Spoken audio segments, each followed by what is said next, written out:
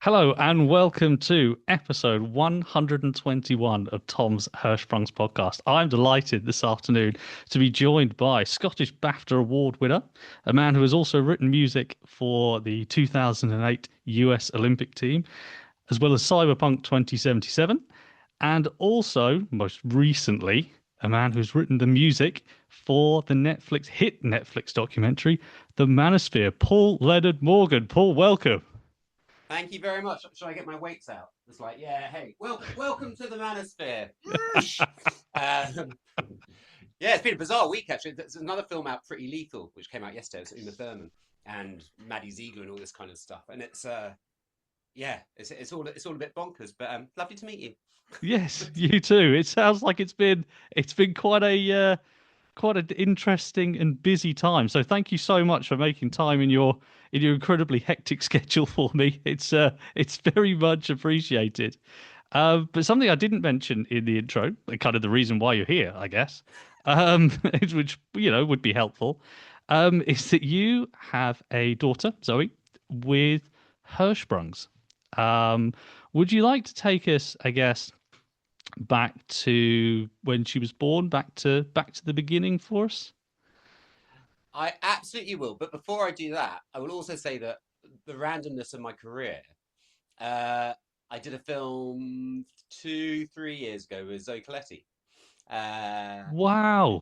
on Gigi and Nate, and I had no idea that she had Hirschsprungs until then. You gradually follow people, you get to meet the actors and everything, and yeah, all right. And then I was like following her, going like, "Hang on, what? She follows Hirschsprungs, blah blah blah blah blah." I was like, "That's weird." So yeah, it's this random small world. Very well. I guess that's also one person that we've met in person, in common. That's I've also met her at a Hirschsprung's conference. there you go. 7 steps to Kevin Bacon. So Yes. anyway, yeah. So my daughter, what do you want to know? She was born in Glasgow. Um, so we'd been kind of me and my wife had been back and forth to the States. We weren't living here, but I was starting to do quite a lot of soundtrack work over here. Got a elder daughter called Naomi, who's a couple of years older than Zoe, and then we just decided that we'd have Zoe back in Glasgow, yeah, surrounded by family, support and all that kind of stuff. And randomly, I mean, I won't give you all the gruesome details, but she was accidentally born in the bathroom. She was like, it was all over Christmas, and it was 2 weeks late, and all of that. And it's like, oh, God's sake! So then, my wife's parents went home, so the Hamilton. They were just like, look, we'll give you a shout when it's all happening, and it's just like, oh, delivered at home. My wife absolutely kicked ass. She was amazing. And yeah, and so we are just like, okay, this is cool. We got this. We're fine. There's an ambulance guy's first ever delivery at home. So he was just like, oh, this is amazing. I'll come and cut the cord. I was like, no, that's my job. Um, Give me those but yeah, scissors. and then about 3 days later, the same midwife that we'd had with Naomi. And it's bizarre because you don't really have midwives over here. I'm in LA now, so you don't really have midwives over here. But in the UK, obviously, fantastic NHS. And she called and she's like, "How's it going?" And we're just like, "Oh, we're good. Yeah, we got this. We're fine. Child number two." And she's like, "Well, I might just pop in, because I'm just on the other side of the park." And in Glasgow, you just walk everywhere. So we're just like, "Oh, we come around for a cup of tea. All good." And she came round and she kind of checked Zoe out, and she was like, "Don't mean to stress you, but you should probably get to the hospital like now."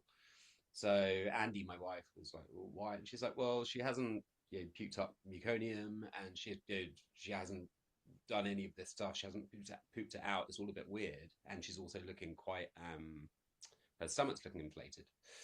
And so Andy took her off to hospital, and she basically stopped breathing the moment that she got to hospital.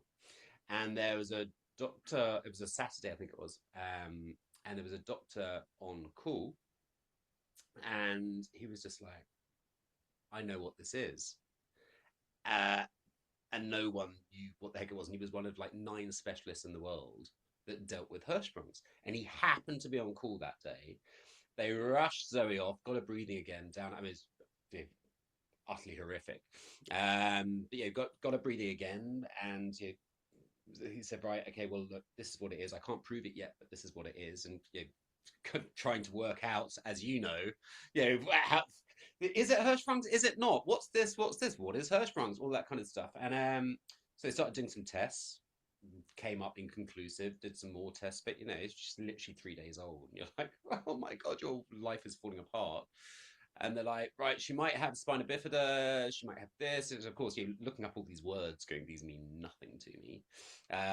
All I know is that our life is going to change dramatically. But yeah, and then about another 3 or 4 days later, he's like, I'm going to do some more tests. This is it. I know this. I specialize in this. It's just so bizarre that he's the guy that was on call. So he did the test and he's like, haha, so we're now brought in. This is at the wonderful Glasgow Children's Hospital, which again was called York Hill in those days. We didn't even know it bloody existed. And this was 1 mile down the road from our house. Yeah, incredible place. So it was a very, very long 2 or 3 months when we're in there. And we didn't know if she's going to make it or not. And then he calls us in. Carl, his name was Dr. Carl. And he says, right, so, we're going to do this operation called a pull through. And we're like, well, do we have any options? If he's just like, going to be honest, no. Also going to be honest, not every kid makes it, at this age. But he said, yeah, you got about a 60-40 chance. So we're like, that doesn't, it's weird, isn't it? It doesn't sound very much to me, like when you've got a new kid there. And so you've gone through the trauma of sort of giving birth at home. Andy's, let's say, complete rock star. Then we had it checked out, and then we get, off to York Hill, and then he's like, oh, 60-40 chance for living. So anyway, so you haven't really got any choice. So you did the pull through. And you kind of, again, your life is ups and downs, as you know. It's kind of like, is she okay? Is she not? Is she okay? Is she not? They kind of said, well, pull through kind of worked, but didn't. We're going to do another bit because we pulled it through, and it seems to be working, this part of it, but not really. And she's got medium length, whatever. So yeah, so it's very bizarre, isn't it, when they explain that, well, she's not really going to have a colon, and we're going to pull through, and then we're going to do this, but there are 3 tiny marks in her stomach. That's it. Oh, wow. Which still to me is bloody mental. The fact that they can do all of this tiny surgery kind of through there, keyhole surgery. So yeah, and then we had another. So I'd say this was probably after a month they did this surgery. Again, it was like over 13 years ago now. But it was about another month. So it was about a month she was in, then did the surgery, and then about another month and a half she was in hospital. And yeah, so I mean that was how it came about. Wow. I mean, and like you said with the surgery, I mean, I go back to, well, 34 years when I had mine. And I mean, I'm scarred all over the place. Are Massive, you? great scars. Yeah. And we're talking, from one side to the other. So it just fascinates me that, what, 10, 20 years on, they're doing keyhole. Yeah. And, you've got these sort of small dots. I've seen them with, parents have sent me photos of their children's scars. And it just fascinates me that I think that's really good for I think it's really good for the future because I think it's going to be, obviously the less sort of scars that you have, I think it's going to be probably a lot harder to notice, I guess. Yeah, I mean, we always said to Zoe, it's like, this is your war wound. You got this. And gradually it's going away. And we're just like, no, no, no, I want you to have a But yeah, it was absolutely bonkers what they can do. As I say, to like separate it from your insides, to then pull through, to then kind of resew and all that kind of stuff. It's bonkers. So definitely sort of then the grim side of it, they give you these big metal tools to keep on pushing up a bottom to kind of keep it nice and open and all that kind of stuff. Was a pretty miserable kind of again, I can't remember, it's about 3 months, I think it was.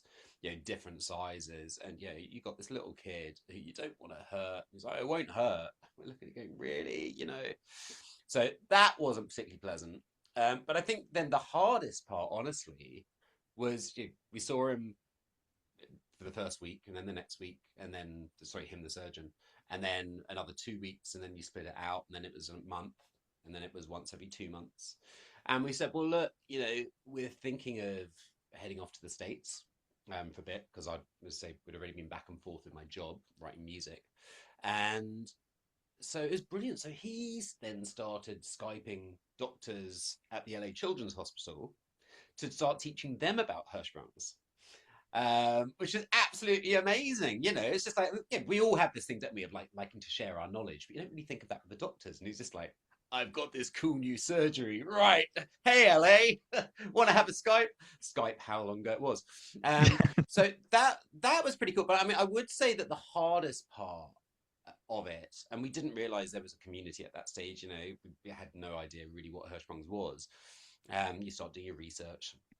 AOL was invented in those days, so the internet did exist. But the hardest part was definitely over the years. Zoe had problems in the sense that she just had no control. So she would keep on pooping left, right, and center.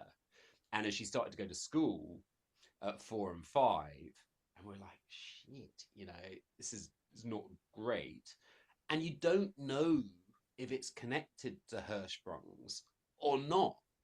So yeah, we went and got like these little nappy pads, diaper pads, whatever that you line her underwear with.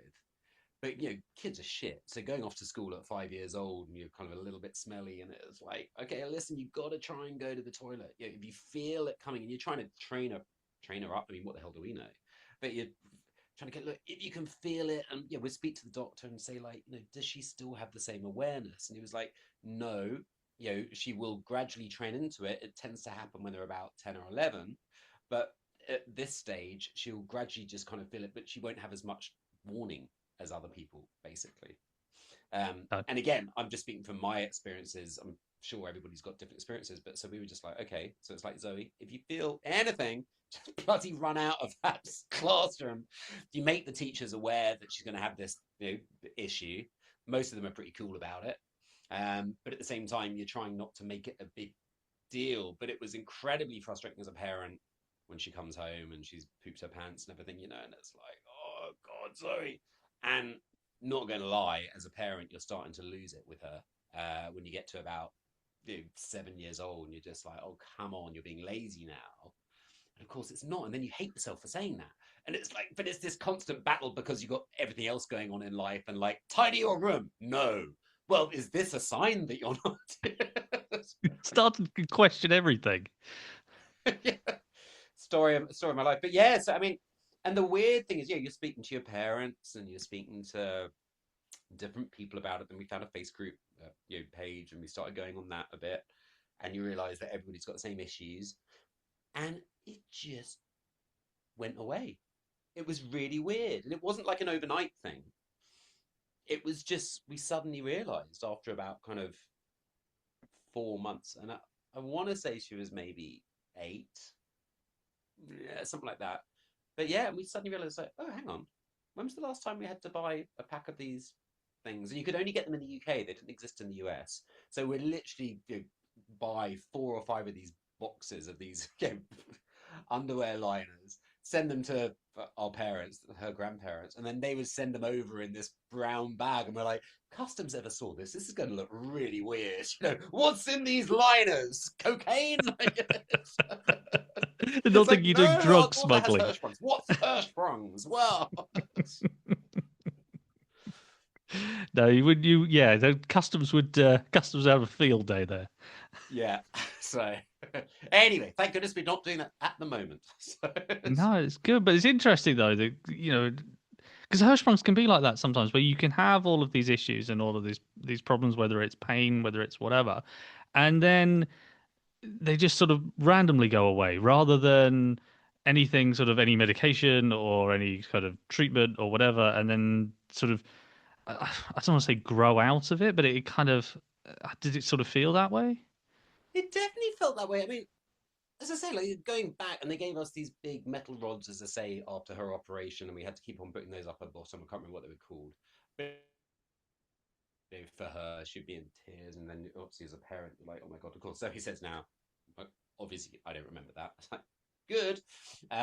But apparently that was to help the scar heal perfectly, so that then she's got a nice open thing. So I was like, okay, fine, we'll do this. So that was for kind of 2, 3 months.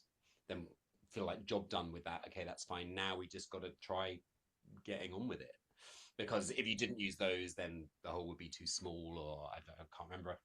So, but yeah, it definitely felt like she just suddenly grew out of it. And it was weird because then you remember the conversation going, he said, look, it happens to different people at different times. Sometimes it never fully heals and you don't have total control. Other times you got perfect control from 5 or 6. And to say, Zoe, I seem to remember it was about 8 or 9, but I say for me, it was just the weird thing of we suddenly realized it was like, oh, was that yesterday? Oh, was that last week? Was that last month? Oh, we just haven't.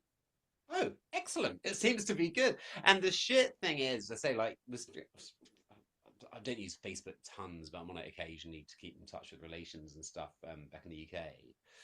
And when I'm on there and just say Hirschsprung's group comes up and you see the people going through the same stuff, and there are people in the US who are saying, hey, should we go and see blah blah blah, Dr. blah blah blah, and of course over here it's, hey, you're going to mortgage your house to go and just have a meeting.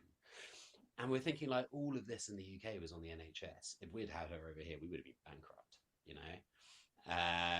But it was the fact that it was the kids' hospital, which we knew nothing about, and the fact that it was a mile away from us, the fact that the doctor was on duty that night, it was all of this weird, whatever you believe in, it was like, thanks, big guy, or big woman, whatever you are, kind of thing. Thank you for keeping an eye on us. Because then, yeah, it was just that whole thing of actually having someone to speak to. And I think that's the issue is when not that many people know about it.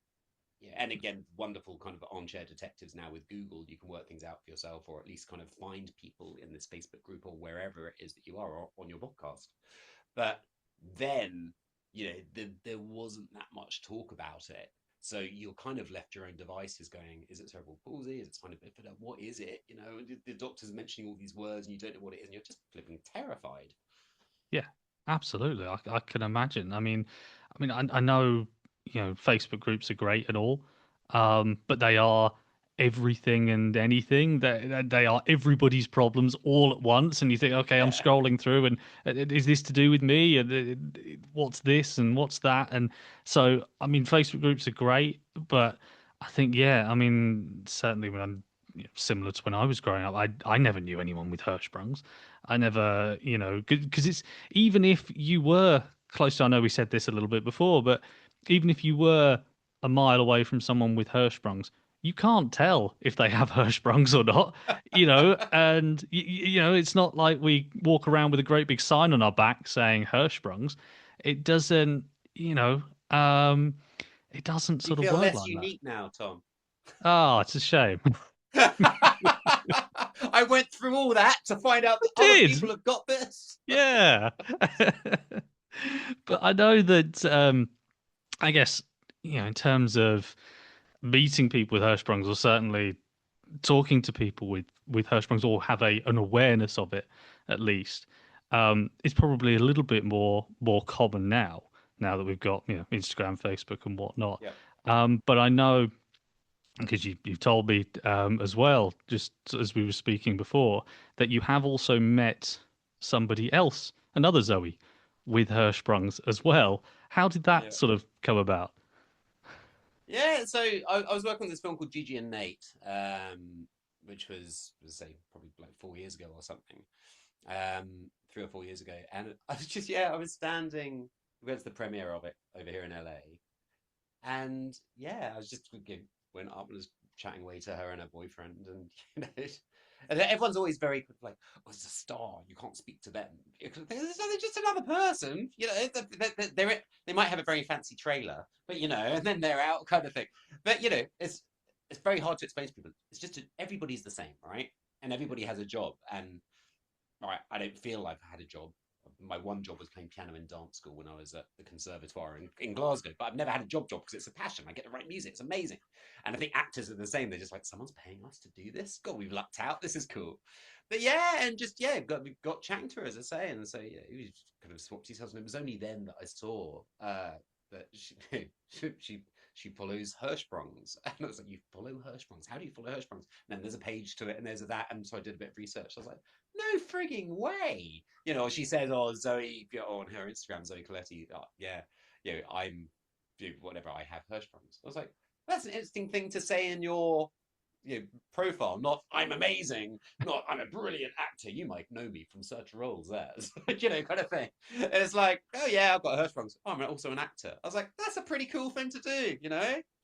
Yeah, absolutely. No, Zoe is really cool. I know that she came to as many people know, she came to a conference that we had in Liverpool last year, last February.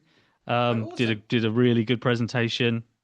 She was over here filming, and she came down, did an excellent presentation, and yeah, she was fantastic. Met everybody, and I think it's one of those, isn't it, where if you want someone, I know there's lots of I interview lots of parents who have children with Hirschsprungs, and they want someone to look up to. They want someone to they can look at and go, oh well, they have Hirschsprungs, but they're doing really really well, and I think she's excellent for that. Absolutely. And again, I go back to it when you're told by the doctor, yeah, you're in. Zoe was 3 days old and she's rushed to hospital, and your brain is just a fog, and you're trying to keep things normal for your eldest kid. So we're taking it in turns. I'm at hospital, on the late shifts. Andy's at hospital during the day. We're literally just playing tag at bath time with Naomi, our eldest, just so she feels there's some normality. But your life is just in upheaval, and particularly when you don't know what things are, you're kind of like, oh, this is the worst. This is just awful. So I think that was the thing where it's kind of like, well, it's you always in life want someone just to go, it'll be okay. And if you've got someone to look up to, let's say, and whatever your role is, whether you want to look up to an actor or you want to look up to someone working in a shop, it doesn't matter, so long as it's kind of like, fine, they're elder and they've got on with it and they're living with it, and it doesn't actually seem to have that many long-term repercussions, Yeah, um, then it's awesome. And I think that was my thing. So when Zoe was in hospital, I think it was about she'd had the operation, she had the next bit, she was fine. Obviously she's still in NICU, in intensive care.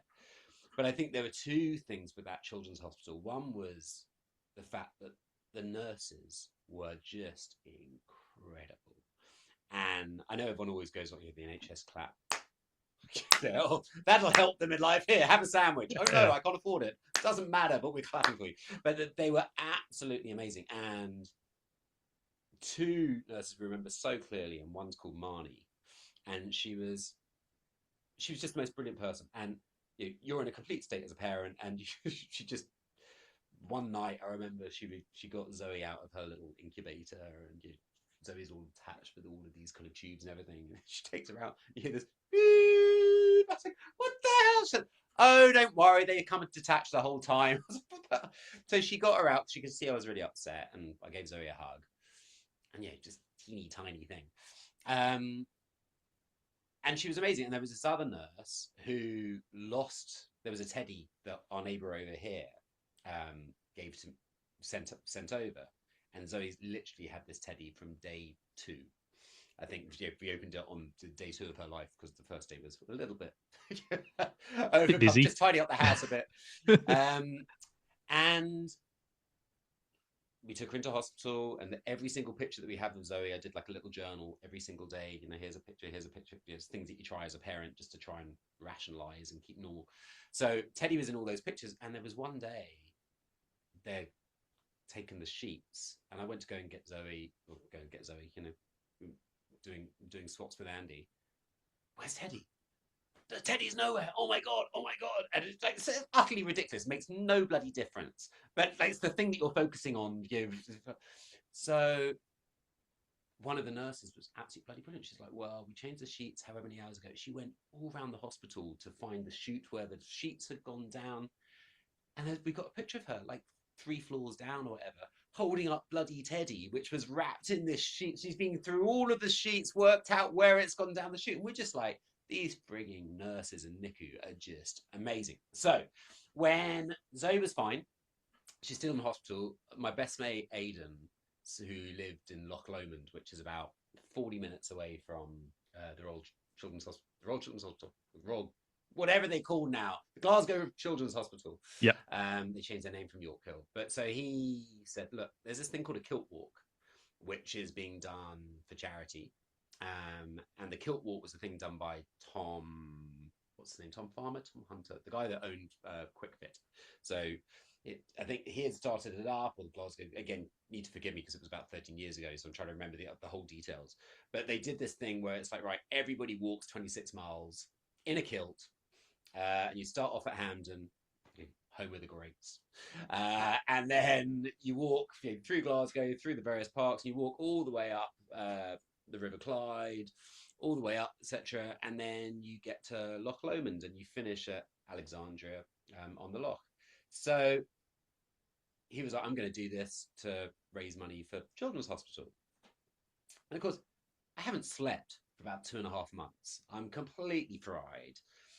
Yeah, I was just like, oh, you fucker. Well, if you're going to do it, I guess I'm going to have to do it. And there was a thing then where if you had a group of 5, then you could say who the money went to. All the money would go to your charity rather than being split amongst how many charities. So we got some of my wife's cousins, one of our neighbours, Morag. We basically wrote them all in. We're all completely unfit. I used to do a lot of sport, and then between this and work and everything. So the 5 of us met at Hampden. Zoe's got out of hospital, I think, literally 3 days before. And I've got my agent over here. I've got all my friends over here, here in LA, everyone back in Glasgow. And I think we raised something like 20,000 quid, which was like amazing. We bankrupted everybody. And it was chucking it down with rain. And it didn't matter. It was like, Zoe's out of hospital. This is amazing. Got cramp every single mile. It was like, oh my God. And it was mental. There were probably like, I don't know, 5,000 people in kilts all doing this walk. And it was a walk at that stage. So I was like, okay, that's awesome. And it was like this wonderful celebration. And everybody came out. And it was, I don't know, a little bit teary, should we say. But it was awesome.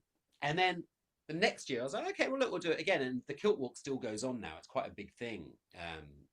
In Scotland, they have one in Aberdeen, one in Dundee, one in Glasgow. I think they might do Edinburgh as well. But it's become this big thing. And you get to know the community that do this kilt walks, all about raising money for charity and so on. And everyone has their own charities that mean something to them, don't they? So second year, I was like, okay, I'm going to do it again. It's my way of saying thanks to the Children's Hospital that saved Zoe's life, and so did it again. But I then found out that I was going to be in the States or working on a film, and I couldn't be back in Glasgow. I was like, crap, well, I've already started collecting all the sponsorship. I was like, what am I going to do? So I was like, all right, I'll do the kilt walk over here. So I did the kilt walk over here, 26 miles in the LA heat in this very, very kind of proper woolen kilt. It was hot, man. And then I had a friend over here that kind of joined me for some of the miles, and various friends just came out. And it was quite sweet then, because like all these American friends were just getting a bit of tartan plaid, as they call it. And just, it might be a sash or it might be this. Some people had kind of a mini skirt, whatever. And they would come and join me for a mile here and there. And I think we raised again like maybe 10,000 quid or something. But it was just me. And it was awesome. Like I remember getting to the farmers market, which is where you go and get your veggies and fresh fruit and veg and all that kind of stuff. And there's a very LA one called the Grove, which is where all the celebs hang out. And I was going around with my sporran and my kilt, and I opened up the sporran, and people would just be putting like dollar bills in or $10 bills, and I had my T-shirt on for the Children's Hospital, okay. And so many people getting pictures done. And the whole point was like, it's a thank you to the Children's Hospital, and it's an awareness, to try and raise awareness for Hirschsprungs. Except for one of the policemen at the Grove Farmers Market, because it's quite a well-to-do place. He saw me from side on. So all he could see was someone putting their hand right there. It's not a word of a lie. So the police went, excuse me, you can't do that in public. I was like, no, it's a sporran, you don't understand. So he was awesome, and he was like, well, what is this? I was like, well, they saved my children's, my daughter's life, etc. So he said, right. He said, well, I'm going to be down at Santa Monica Pier. I'm driving down there now, which was still about another kind of 16 miles. So He was like, "Find me when you're down there." So we went down there. I got this picture sprawled across his car in my kilt when we got down. People buy into it, and that's the thing, is it doesn't matter what the culture is. It doesn't matter whether it's America, whether it's the UK, wherever it is. When you tell someone something that actually means something to you, then people, if you're honest and you're truthful about it, people get into it. So then every year after that, I started doing a kilt walk. So it's like, okay, well, what am I going to do now? It's 3 years since Zoe was born. So I can't just do 26 miles because people are going to get bored of this. So suddenly I was like, right, I'm kind of going to do a cycle ride from Santa Monica Pier to the Griffith Park Observatory, which is 26 miles. And so you go past like the Hollywood sign and you do all this kind of stuff. I was trying to make it interesting for the people back in the UK that were sponsoring me. And then get up to do that with two people, Arbel and Jade. One was from running club because I'd started running then, and Arbel's a music agent, not mine. They kind of cycled up with me, and it's got this git of a hill at the end, and you're like, no. So we left Santa Monica Pier at about maybe 4:30 a.m. Yeah, so it's pitch black. Get up there, and then Andy and the kids met me up there. So our kids now are maybe, we'll say, 3 and 4.5 or something. Get some bacon rolls and whatever, and then we started. Well, I started the long walk back to Santa Monica Pier. So then the next year it was like, okay, well, what am I going to do now? Okay, next year I did a paddleboard. So it was like, okay, everything had to have 26 miles in it. So it's like 26 miles up, 26 miles back, 26 meters on a paddleboard, or 126 or whatever. So that was a brilliant picture of me jumping in a kilt, kind of all that. And gradually, for me, it was suddenly just like, okay, this is great. I'm raising awareness for Hirschsprungs. I'm raising awareness for the Children's Hospital. I'm also sending loads of pictures back to all the nurses and doctors back there just going, you freaking rock. And we'd send them random pizzas because obviously 8-hour time difference between LA and Glasgow. So sometimes on a Friday night, we just send pizzas and say, hey, send this up to the NICU nurses. Don't have to say who it's from. Just give them a random thing. And so as the years progressed, then it was like, okay, well, Zoe's 5. What am I going to do now? Right. Everybody, I'm stopping bankrupting you because you all donated enough. This is now about celebrating Zoe's life. So I want everyone to donate £5, $5, or $5.55. So, on Just Giving, you just see this page of like $5.55. Some gave 55, some gave 555, but it wasn't the point. It was just, I said, I want everyone to write a nice note to the doctors and nurses at the Children's Hospital. And it was awesome. You'd have like 3, 4, 5 pages, and we printed it out and we would send it off. And it was just sending a whole load of love their way. And then there was another year where it was like, okay, right, it's the 6th year. What the hell am I going to do? So it was like, right, I can't do 66 miles, can I? What if I cycled a bit? And I think we just moved house. And then it was like, okay, right, if I cycle down to Santa Monica, and then I'm going to run, and I'm going to go to 66 composers. So, like, this is me being geeky. I was like, right, 66 composers in Hollywood. There are thousands of them. I'm rubbish. There are very good ones. There are some, even worse than me. I'm pretty low at the pile. But it was like, right, 66 studios. This is awesome. So, got down to some, of course, composers. We work late into the night. That's when the brain goes, oh, I've got this great idea. So one of the composers said, hey, well, you can start at my house because I'm normally working at like 4:30 a.m. So I literally left home. I think I left at 1 o'clock a.m., cycled in the pitch black, hadn't looked at a route because we only just moved. And it was this bastard hill with a head flashlight on your head. And I don't have a fancy bike, so it's kind of going along like this. Got down to this guy, Dave Buckley's house, and Harry Gregson Williams, who at the time, Harry Gregson Williams is like this massive composer who is just one of the sweetest guys out. And he was working on some Disney film.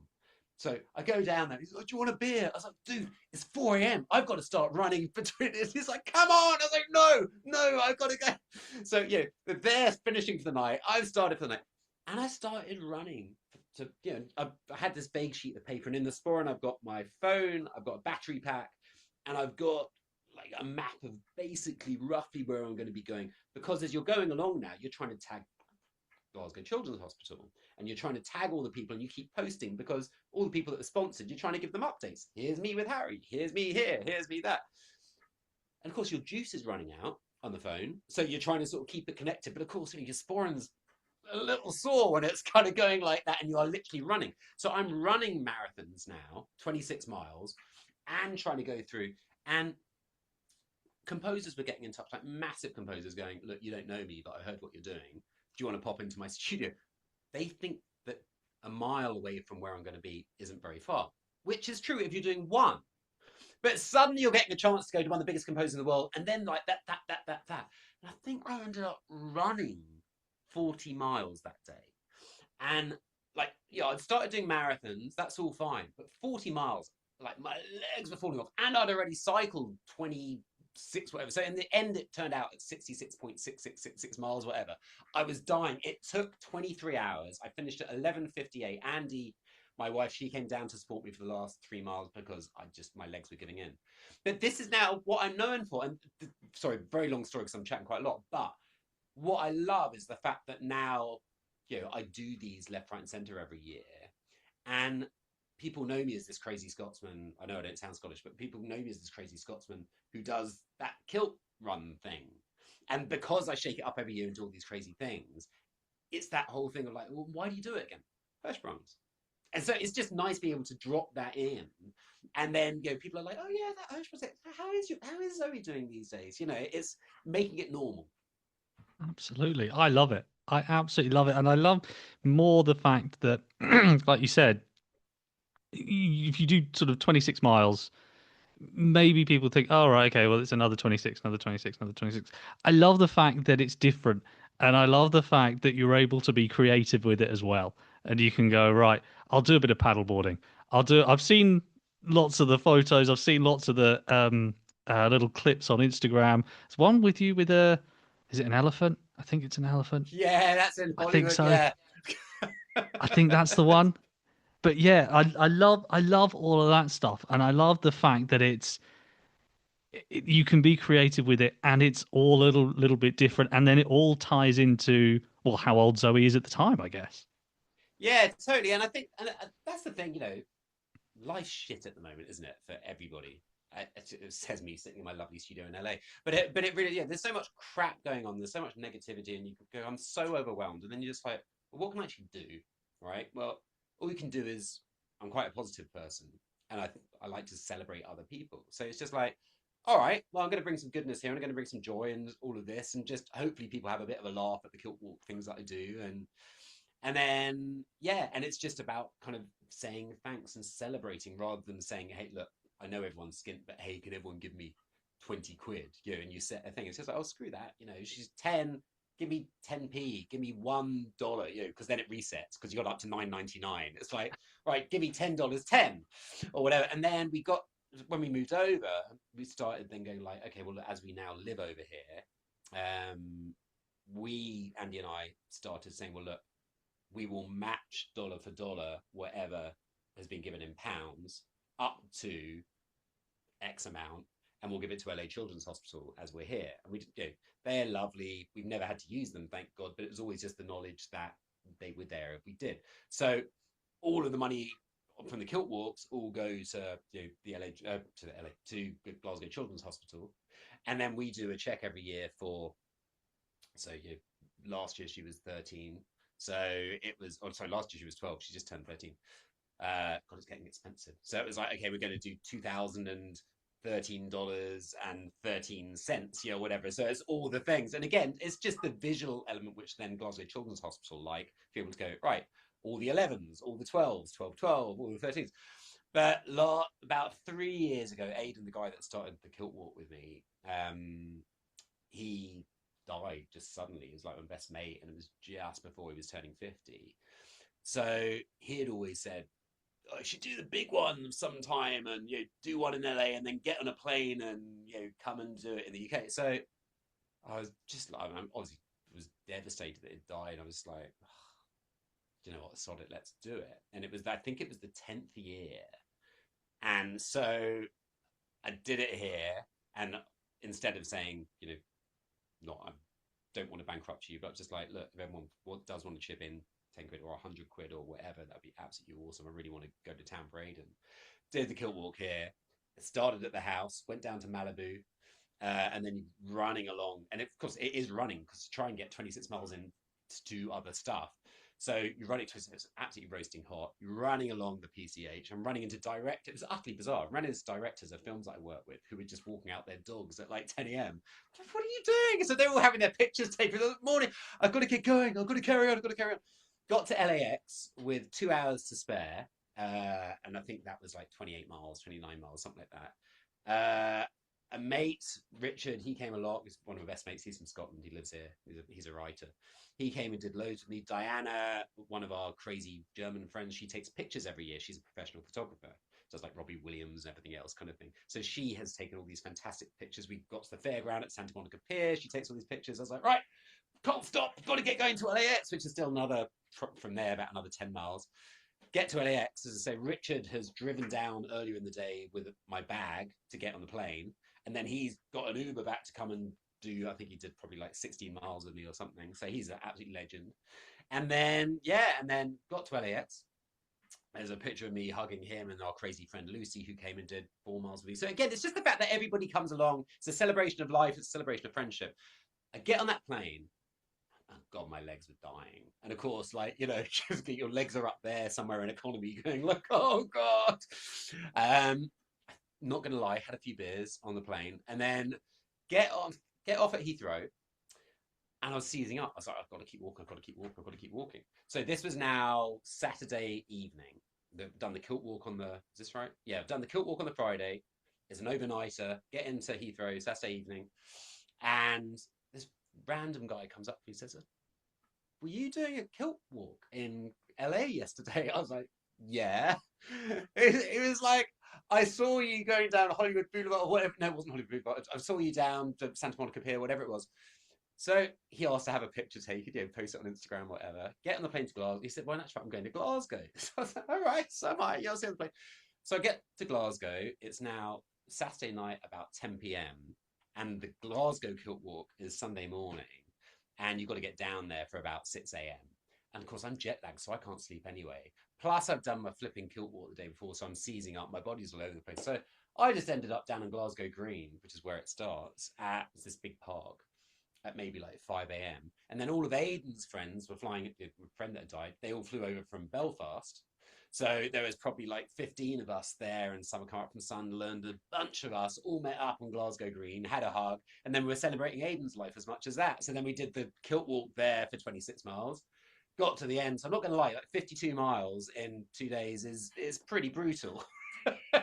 So That's collapsed at the end, and then I flew back to Glasgow, flew back to LA the next day. So, and British Airways, thank you very much. The jet wasn't working, so they made us walk down the steps to get on the runway to walk back up. And it was like, is this a joke? I can't move. My legs are dead. But yeah, and again, I think we raised something like 25,000 quid or something for the Children's Hospital. So it was awesome. But more importantly, it was about celebrating Aidan, celebrating life, and celebrating friendship. that if ever there was a definition of the big one, that is the big one. I mean, good lord. I mean How that are your is calf muscles doing? that's incredible. I mean, that's a challenge and a half. But well, I mean, well done for that because that's absolutely But it's not, is incredible. it? And I think that's the thing. It's kind of saying it's not about me. Obviously, Yeah, it's about me because my ego is massive. But it's more just about. I think it's just that reminder every year. I think that's why I do it, and I like it as a reminder of how freaking lucky we are. How freaking lucky we are that Children's Hospital existed. How freaking lucky we are that the doctor was there. That was one of 9 specialists in the world. Yeah, all of this, and now there's more than 9 specialists. Yay! But I think it's just to show that Hirschsprung doesn't have to be the thing that stops you. You know, no, it's crap, it's bollocks. But I mean, dude, look at you. You're awesome, So it's like everyone just does their thing. It's just making people aware that this is not the end, that there's support out there, there's people out there, and you can kind of do this. there are amazing people out there. Absolutely, 100% with that. And just while we've got a couple of minutes, just before we wrap up, in terms of the future of the walk, is there sort of future plans for it going ahead? God damn it! Why have you got to ask that? It's like, running, like, what am I supposed to do in 23 hours and 58 minutes? So after the 10th year, and like COVID was funny because then where I live in the not the Hollywood Hills, but the hills just outside LA. So bizarrely enough, I mapped out. It's like, well, I still want to do it. so then we're like, well, bizarrely, if I did every single road in this area, it was 26.5 miles. It was utterly weird. So I took a picture of everyone's cross street and was like posting it, going, right, here you go. Do you want to buy a picture of your cross street? Um, so after the big one on the 10th, I was kind of emotion drained, to be honest. So the 11th year, I just did a walk by myself, didn't advertise it or anything. We just gave money to the Children's Hospital, and we gave money to LA Children's Hospital, the same amounts that it would have been, with the 11 in it. And then 12, I did again. So this year, I said to Andy, as my wife, I was just like, right, I'm going to do it again. It's not going to be this big thing now. I'm just I think we've done 10 years. That's good. But I do like the idea now of just having a bit of a laugh, because that was what it was always about. And everyone was always just like, oh yeah, I quite look forward to this day. Where I remember someone in the UK going, hang on, I went to bed and you were just starting, still going. So I feel like this lazy swine. Here, have another 10 quid out of guilt. It make people feel a So bit yeah, guilty. yeah. So I'm going to do it again. Honestly, I've just got to work out what. It's trying to keep the interest up. And it's like, well, all right, you've seen LA, you've seen the composers, you've seen this. So if you've got any ideas, you can put it out to your well, if anyone's got any ideas what they want me to do this year, drop Tom a line and maybe I'll do it. What do you want to see in LA? Absolutely, absolutely. Oh my Feel God, the World free. Cup. There you go. Yeah, yeah. Well, it could be some great timing. And then I guess just sort of finally, just to bring it back to Zoe to finish. How is Zoe now? Is she all good, all fine? Pain in the arse. Okay. Ironically, Yeah, no, good choice of words.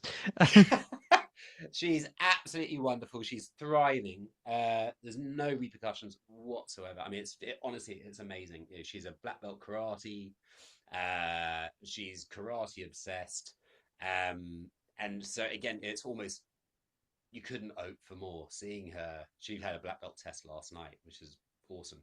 But seeing her kind of doing that much activity, seeing her do much that, when again I go back to 13 years ago, we didn't know what the heck the future held. You're in this lost state, to now just see a perfectly normal kid who every now and then looks down at these three pinholes and goes like, oh yeah, okay, I was pretty badass. I was like, you are pretty badass. Yeah, you came through that, and you get on with it, and yeah, love it to pieces. All good. Brilliant. That is so good to hear. But I just want to say thank you so much. You've been incredibly entertaining.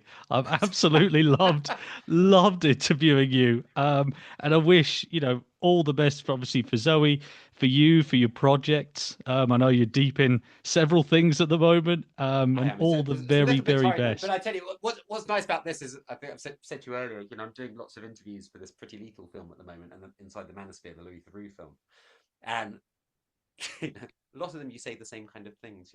This has been Yeah. such a lovely refresher. It's just like, oh yeah, this is fun, this is good. That's life. You're not going to get another interview about Hirschsprungs. I can Do you pretty know what? much I'm going to see if I guarantee can you drop it that. into a few of them this afternoon. All right. Well, this has been Tom, amazing. Thank you so much for your time. Tom, keep in touch. It's an absolute pleasure, and it's great to see you doing so well as well. All right. Thank you. See ya.